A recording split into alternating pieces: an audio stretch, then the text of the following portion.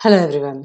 I want to talk about chasing something more timeless and more meaningful than chasing a fleeting emotion like happiness. So, what do I mean by that?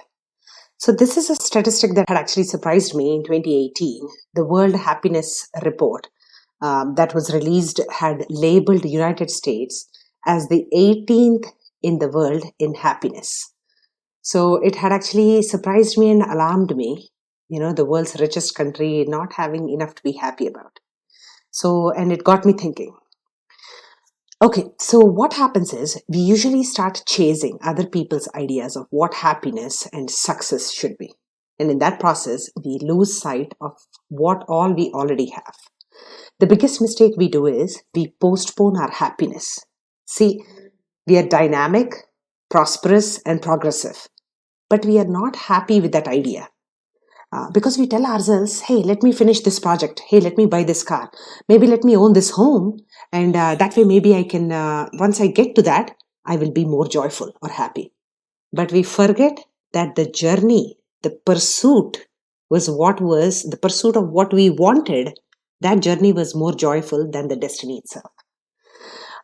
So imagine this, if you are climbing, you're preparing everything, you're training for months to climb the Everest. Okay.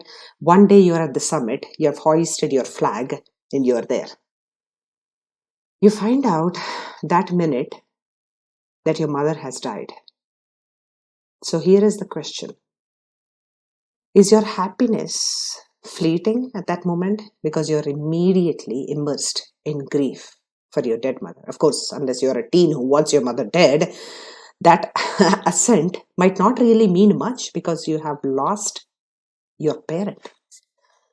So here is why I said that instead of chasing happiness, why can't we all chase something which is more meaningful and timeless, like our inner peace and our keen sense of well-being on a day-to-day basis?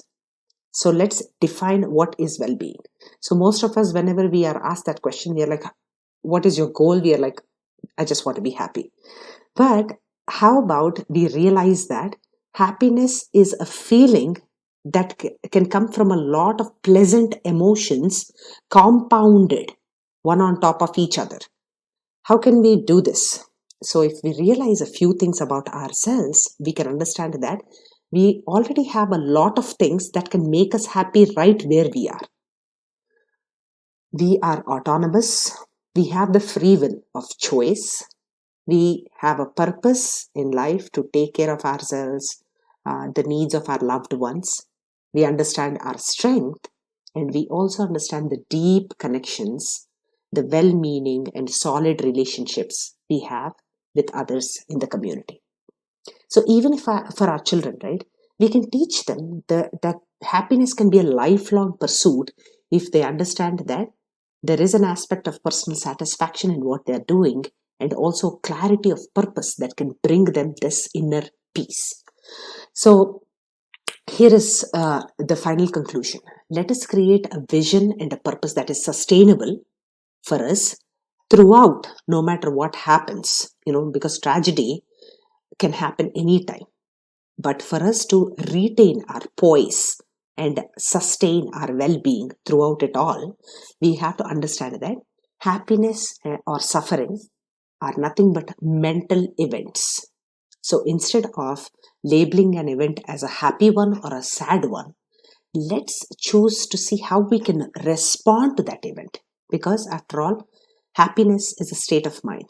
And why should I postpone my happiness when I can simply look outside and watch two squirrels chasing each other in my backyard? And, that's a pocket of joy that I can capture right then and there. Okay, so please don't postpone happiness. It is right here with you.